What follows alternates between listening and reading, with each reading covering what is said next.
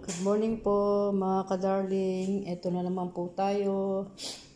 Gagawa po tayo ng lasagna. Hindi ko na po pinakita sa inyo kung paano paggawa. Ayan, naka-ready na po. Ayan, tignan nyo po. Tignan na lang po natin mamaya pag natapos na, pag naluto na po. Ayan po. Ayan. Samahan nyo po ako palagi. Mamaya po gagawa po ulit ako ng sushi. Yan po. Thank you po sa papanood nyo. Tignan po natin mga gilid. Ayan. Tomato sauce, bechamel.